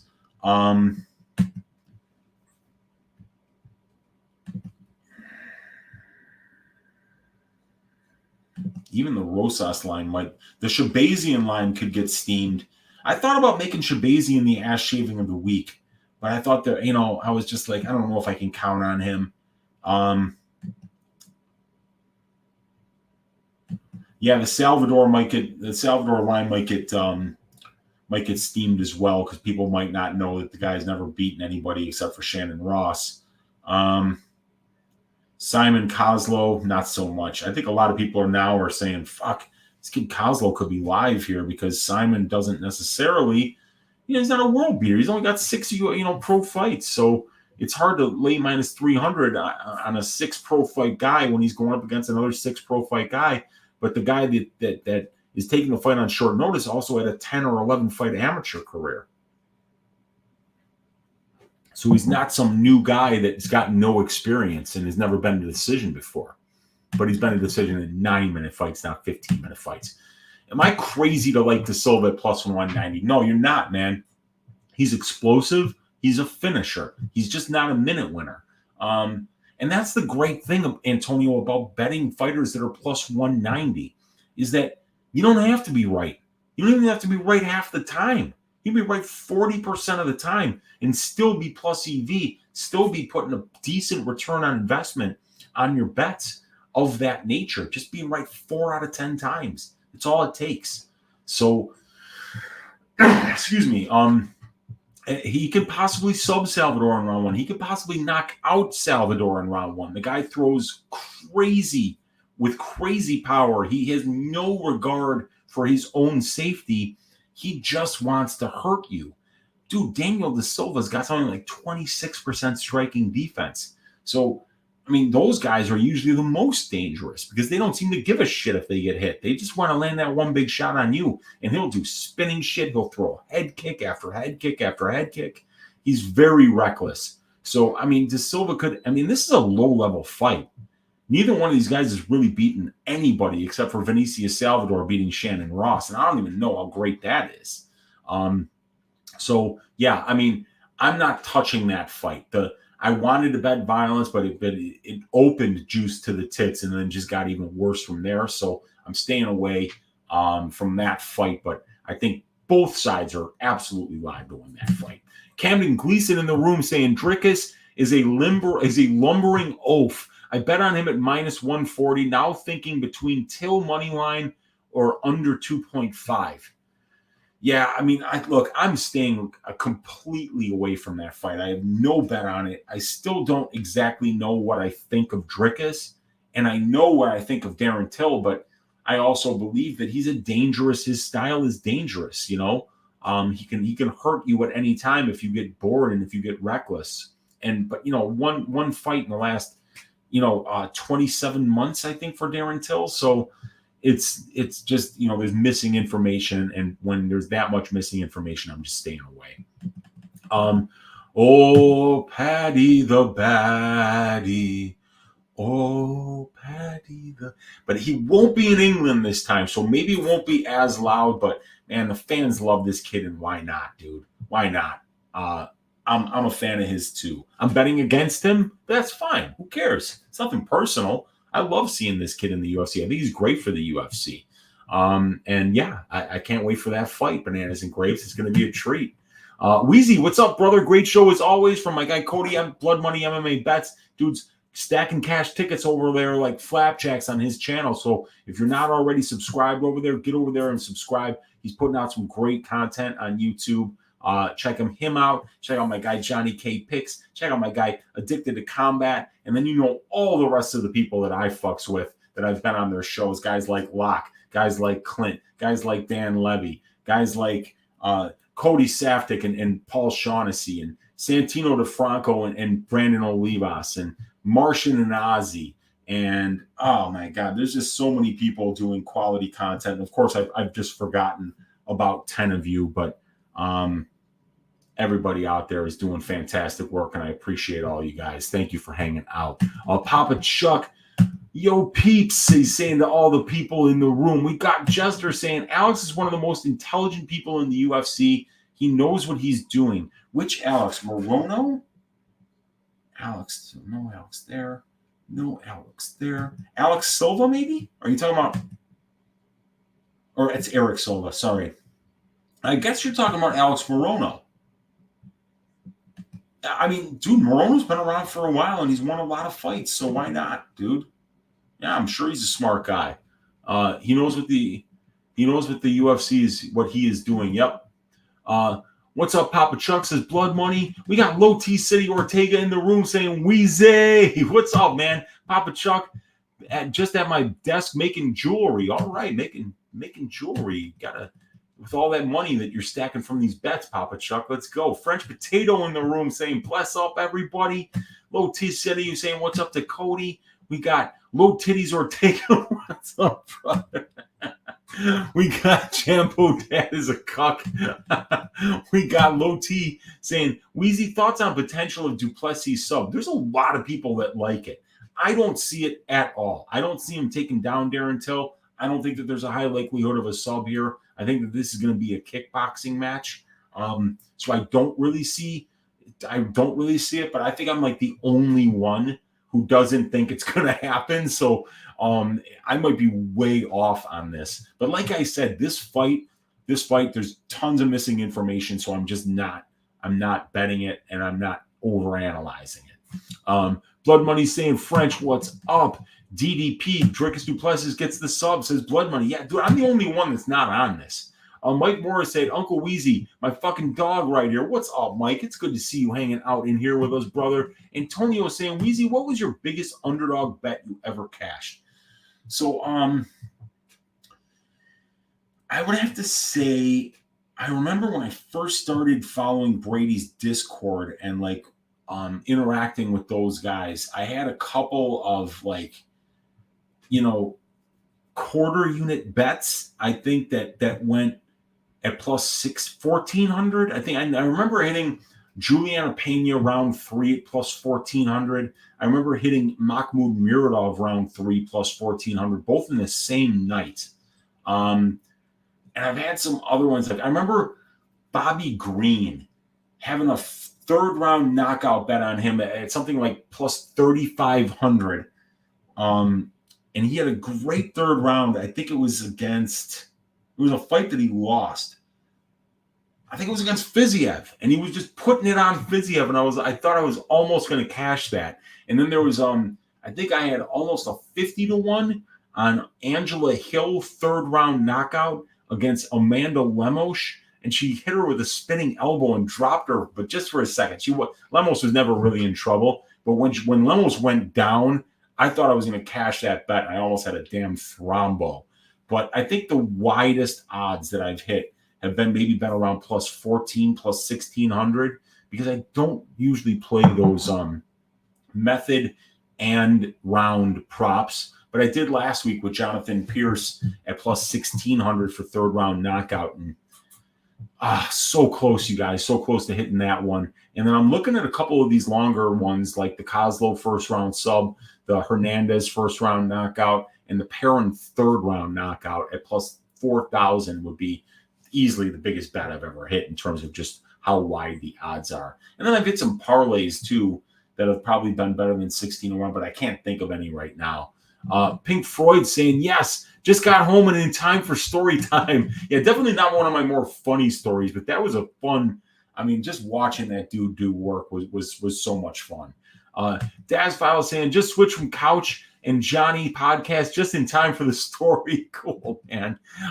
Story time is the best, says Prince of Mischief. Wong Young's got the popcorn ready. We got the Jewish Better saying, great listen so far, and ring a ding ding, a $5 donation from the Jewish Better. I appreciate you, brother. Thank you so much for donating to the channel, keeping the lights on here in the studio for your Uncle Weezy, and supporting the content. It is much, much obliged. Thank you so much, man. Appreciate you. Andy Becerra saying, what bothers me more about Dan besides his shit calls is the fact that the dude won't shut up during the fight. He stays making corny statements mid-fight. Yeah, he does. He's kind of like a funny guy, kind of cracking jokes while he's in there a little bit. At least like Keith Peterson just sits there and looks drunk, and there's no commentary from Keith. So I definitely know what you're saying. Antonio Esparza is saying, what are we drinking tonight, Unc? This is a Fuzzy Britches from St. Laurent Brewery here in the Chicagoland area. One of the best double dry hopped hazy IPAs that's local. You want to get them from Hop Butcher or St. Laurent Brewery. Just some fantastic beer. And we've got Antonio saying, thoughts on the Jairzinho Dawkins fight goes the distance at plus 420. Jairzinho does have 2 losses that went the distance. Okay, so I think only one Chris Dawkins fight has ever went the distance. Both of these guys have finished all but one of their wins inside the distance. But, every time these guys engage in the pocket, there's a very high likelihood that the fight is going to end. So I don't hate being contrarian on those kind of bets, because what happens is, let me just show you this on the prop template, right? So we've got Rosenstruik Dawkins, and you're saying at plus 420 for the fight goes. That is a 20 or a 19% implied probability. And we know that about 37.33%, we can see that number right down here, 37.33% of fights go to decision that are 3 rounds. And we're only paying 19%. So we're getting a big edge there. And then in addition to that, like you said, there have been some fights, 2 out of 16, that have went to decision. So it's 12.5%. And we're only paying 19%. So it's not the worst look in the world. But my suggestion to you, Antonio, when you bet overs in fights that are most likely going to end under, don't watch the fight. Even when you cash the bet, you might not live to cash the ticket because you might have a fucking heart attack, because it's hard to watch fights when you have the over. So when you go against the crowd and you take that big plus money number in a fight goes to decision, don't watch the fight. And then if you lose, you're losing small amounts because you're taking bigger numbers. So it's a little bit easier to swallow as well. So nothing wrong with trying that, Antonio. I won't be joining you on that, but I get the logic behind it. Low T City saying Duplessis is popular because everyone down on Till. And yeah, as they should be. Esparza is saying, is there any value on Rosas sub plus 180 or points at plus 190? Yeah, I mean, I think he can win in either one of those ways, because 190 for the points would be him winning 2 out of 3 rounds with wrestling and top control.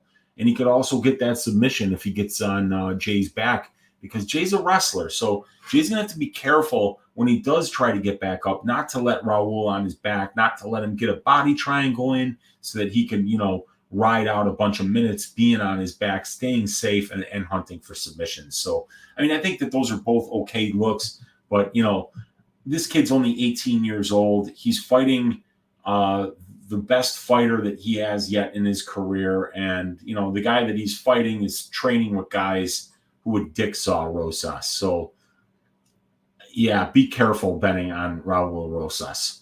Tommy Unders in the room saying smells like violence, and you are so right about that. There are a lot of good violent spots on this card. I'm on that Rosenstruik Dawkins fight doesn't go or under 1.5 for 2.15 units, and I'm on that Quarantillo Hernandez fight doesn't go to decision and under 2.5. There's a lot of good violent spots on this card for sure, Tommy Unders. We got Low T City saying a bet on De Silva is far from crazy. He is dangerous. Yeah, he's a finisher, man, 100%. Jewish Better saying, I always thought DDP was overrated by the public. Better, but Till is if Till is as washed as everyone says, the upside is on DDP. Yeah, dude. I mean, like that's especially true, but sometimes you bet somebody just being like, oh, this other guy sucks. And if the other guy doesn't suck, are you going to regret making that bet? Because, if they don't suck, your guy can still have a great fight and beat a better looking version of them. But oftentimes when we make those bets, it's like, we don't necessarily think that our guy is going to show up looking like George St. Pierre. We're just saying he just has to not look like, fat Vellante, and he gets a win here. So be careful when you're fading a bad fighter with another bad fighter. Bob's saying nothing but love, bro, and also big ups. Brady DFS by the numbers, Clint, Lou Betya, and all those guys from Pub Sports and MMA Engine. It's good fucking stuff. Yeah, absolutely. And I didn't even mention the other the other MMA Engine guys while I was naming all those shows. It's so hard to name everybody in this space that's doing good content right now. Cuban Assassin saying it's Winslow Wednesdays. When is Weezy and Wenslow's massage parlor opening up? I gotta get out by Vegas, man, because maybe then I'll be in the same zip code as a Kim Winslow, and we can come up with a business that'll be making money together for sure. Good to see you, Cuban Assassin. Always good to have you hanging out in here, man.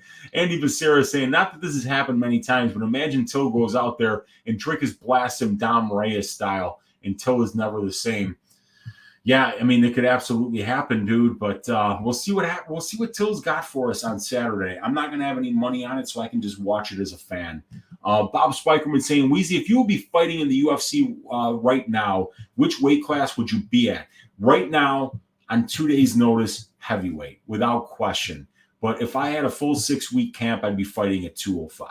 I would cut that weight, and I would get down to my to my fighting weight, which would be my adult fighting weight at 6'2", 6'3", which would have to be about 205 pounds. Yeah, I mean, but right now I'd have to show up at heavyweight, and it wouldn't be good, man, because there's not a fighter on the heavyweight roster in the UFC that wouldn't dick saw me in a very painful and embarrassing way. So yeah, I would definitely need that 6 week camp to get down to 205, 206, and then maybe I could clean up some of those fucking punks down there. But I would need time to make that weight. So yeah, we're not going to be seeing Weezy in the cage anytime soon, you guys. Low T City saying Weezy coming for Ngannou. Well, yeah, I mean, maybe, but I'll tell you one thing, man. I don't fight for free. I do not fight for free. So if we're putting me in there against Ngannou, there better be a lot of zeros in that check. And I'm talking to the left of the decimal place, not to the right of it.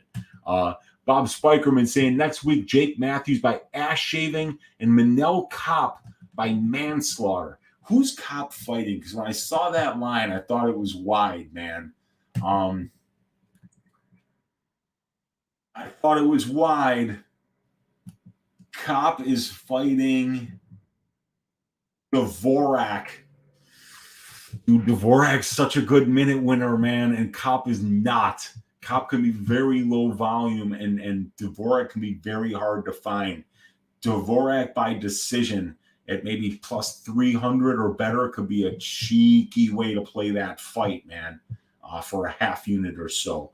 But Kopp's so explosive, and if he lands a big shot, that's going to be huge. But Dvorak, I believe, is undefeated in his career, and he makes every fight close. So laying minus 240 on a guy who's going to have a perfect performance in order to cover that line is not something I'm interested in doing, especially when it's fucking Manel Kopp and there's about a 50% chance that he shows up 3 or 4 pounds heavy. Who is the greatest referee of all time and why is it Kim Winslow? And I mean, unfortunately, we're already an hour and 40 minutes in, so I don't have time to answer that question properly because we'd be here until like Thursday afternoon. But yeah, Kim is the greatest ref of all time in the UFC because she's very easy on the eyes, and that's the first thing. Second, competency. Now I know that Misha Tate said that Kim Winslow is literally ruining people's lives, but what does she know, huh? What does she know? Kim Winslow is the best. Well, we could go on like this all night. I'm just going to go with beauty and competence as the two reasons why she is the best in the UFC. But she's not working for them anymore. Bob Spikerman saying, if anybody wants to see some comedy after this show, check out Will Cairns' record on Tapology. Let's check it out, man. All right, so we got Tapology. We've got Will Cairns. Will Carnage Cairns is 1-42, and he has been found to have engaged in activity which is not conform to combat sports standards. He has purposely participated in bouts with no reasonable path to victory, displayed a lack of competitive effort, and is unjustifiably matched against far more skilled opponents. One or more bouts on this fighter's record have been marked as ineligible and do not count towards either participant's win-loss record and are excluded from tabulation when calculating Tapology's fighter rankings. Future opponents of this fighter are advised that a bout against this fighter may be classified with the same ineligible status. Will Cairns is 1-42. He does have a win over Mark Halford, but other than that, it's been a lot of ass shavings. Wow. Does have a couple of amateur wins, though. Andrew Haywood, you should be ashamed of your... My God.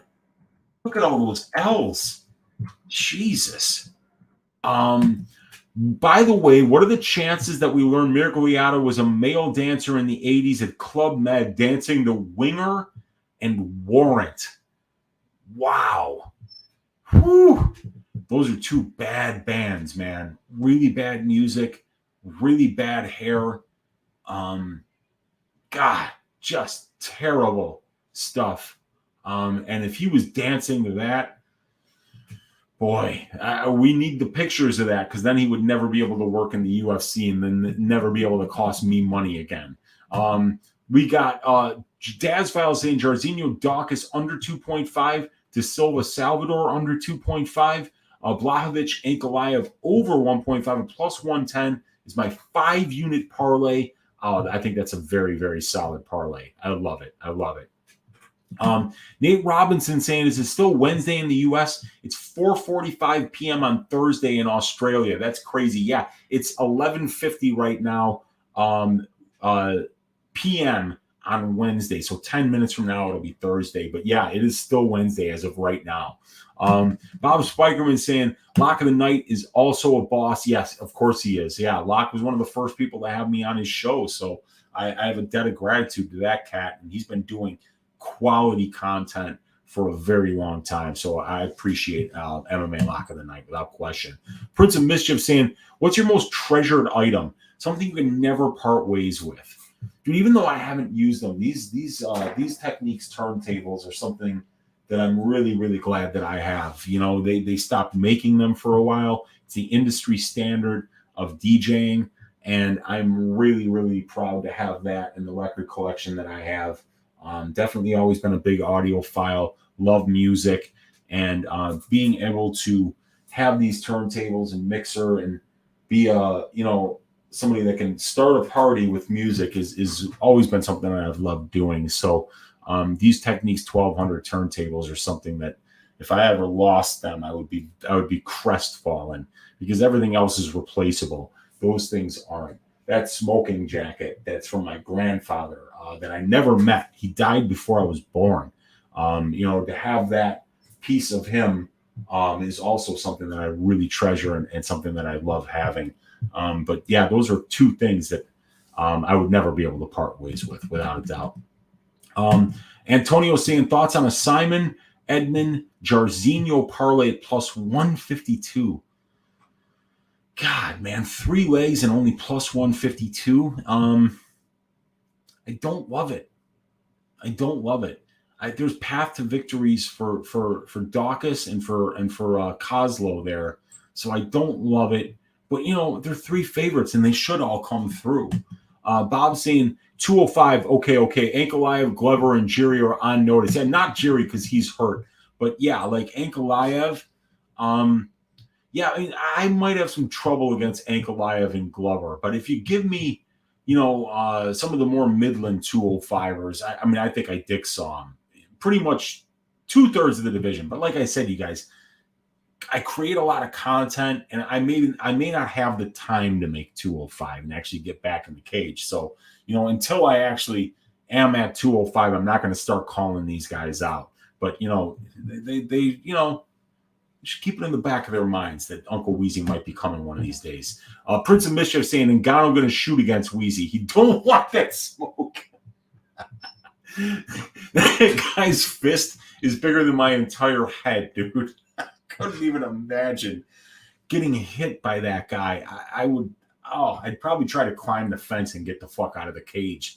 It would be horrible. Nate Robinson saying best fight odds is John Jones at plus 135 versus Francis. This is a good bet, or am I missing something? Well, I mean, it's a fictional fight. It's never going to happen. So, I mean, they're just going to hold your money. So I wouldn't do that, man. Yeah, John Jones isn't coming back. He's not a UFC fighter, So and neither is Francis Ngannou at this point. Neither of those guys are fucking UFC fighters at this point. So why even talk about it? There's no point. John Jones is done. He's done for. He talks about fighting. That's going to be his job for the next 5 years. But the chances of him and Juan Espino ever getting in the cage again is very, very low. Do weigh-ins influence your betting decisions? If a fighter has a bad weight cut, would you not bet them? There are certain fights where I want to see the scales before I would choose either way. But other than that, no. I mean, if I have money on a guy and somebody tells me he looked bad on the scale, like, I don't care. I expect all these guys to look miserable on the scale. When you cut yourself, down to no water weight and nearly die, you're going to look like shit. But you got 24 hours to rehydrate. And I try not to worry too much about the narrative shit. But sometimes, situations where we haven't seen somebody at a weight class before, where you got an aging fighter trying to cut down a weight class, there are certain things that where I say, like, fuck, man, I'm not touching this until I see both the people on the scale. Excuse me. Bob Spikerman saying, I know the line looks horrible now, but Dvorak is chinny, and I had Kopp at minus 190. I will be adding Kopp inside the distance heavy when it opens. Okay, got it. Yeah, I don't trust Manel Kopp. The guy is very explosive, but he does not win minutes, and so he's got to win by knockout. And he's not going to win minutes against Dvorak. So Dvorak's gonna have to be chinny in order for Kopp to win that fight. But laying that kind of juice on somebody that can't win minutes is not something I ever do. Will Cairns also has an amateur record. Yeah, very bad amateur record. Dude's getting paid. Oh, what's up, Dream Sick? Good to see you in here, man. I was thinking your turntable said Task Files. Prince of Mischief said, got any special content for the 1 month off? I'd love to see you do a review of your bets. What was good, bad, hedge? What do you think? Yeah, I do want to do a year in review and go over literally every event and just be like, yeah, that sucked. That was good. That should have cashed. This one didn't cash, but I think it was a good bet. Yeah, I think that's a good thing to do. And contrast it with my results from last year, because last year I started tracking, I think, like the last 3 months of the year, and caught a big losing streak right before the end of the year. So I think I wound up down like 14 units. But this year, I'm up over 35 units, I believe, on the year. And I've got a return on investment, I think it's in the neighborhood of 13 or 14%. So I'm very proud of that. And yeah, I think it's a good idea to go back and grade your own bets, so you can learn from your mistakes and try to do more of what's been working. Antonio saying, are you a Cubs or a Sox fan? Cub fan first. Do not dislike the Sox. So, if the Sox are doing well, I'm rooting for them too. But definitely, without question, a Cub fan. Prince of Mischief saying, "What's up? Spin some discs for an Xmas party with story breaks. That would be pretty cool. I'm getting a new mixing board. My mixing board has been clipping out, and one of the speakers doesn't work sometimes. Because the mixing board, I need a new mixing board. So as soon as I get a new board, I'll be able to start DJing again, and that's definitely the plan, to do some mixes for you guys, and then just not monetize them and put them on the YouTube channel so that in case there's any copyright claims, people can claim them, and there won't be any strikes to the channel or anything like that. King of NPC saying Jones dipped once. He got a gift decision influenced by the great GSP. Yeah, man, he's got a couple of decisions that were very close. Wang Yun saying DJ Weezy. Yeah, man, back in the day, I used to DJ all the time. And Prince of Mischief saying, yes, I can't wait for that content. I'll show up 100. Absolutely. And you guys always show up for me, man. I really appreciate you guys. We got 43 of you guys hanging out here live. If you could hit the thumbs up on your way out, it would be much appreciated. I am done with my content for the week on this channel, but tomorrow you can check me out with DFS by the Numbers on the DFS Army YouTube channel with our guy Big Marley, where we're going to be going over the DraftKings slate. And you can check out all the links to the content that I've done earlier in the week in the description of this video. The link to my Twitter, the link to the Patreon is also in the description of this video. And I appreciate all you guys hanging out this evening for Ask Weezy. Thank you for the donations. Appreciate you. Let's see. Out of the 14 fights, how many are you betting? I've got bets on like 5 of them so far. Lauren Williams is in the room waving. What's up, Lauren? Good to see you hanging out and here with us. Nathan Robinson saying Aljo said he's fighting Cejudo next. I'm probably going to be on the Aljo side. I'd probably be on the Aljo side too. Cejudo's been away for a very long time. Tommy Unders, what's up, dude? Papa Chuck, much love, Weezy. Pillow Fist Brits. Hey, Kip Winger was a dreamboat. Beautiful head of hair on him. Bad haircut, bad music, without question, man. Antonio saying goodnight, Unc. Appreciate all the info. Hit the like and sub. Prince Mischief saying great show, Weezy. Awesome chat. Appreciate you.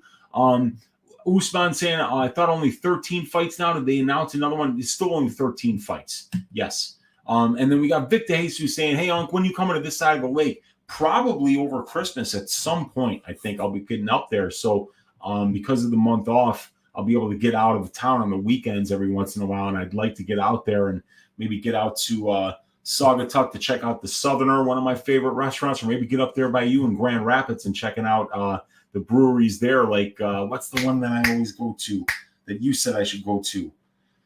Oh, damn it. I forget, but they got really good food there. Vivant, Brewery Vivant.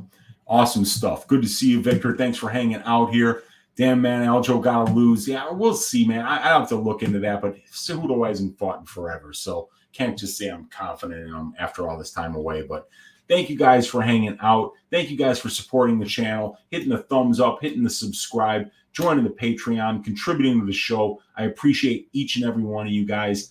Let's stack cash tickets like flapjacks for UFC 282. God bless each and every one of you guys, and I will see you tomorrow on the DFS Army YouTube channel. You guys take care.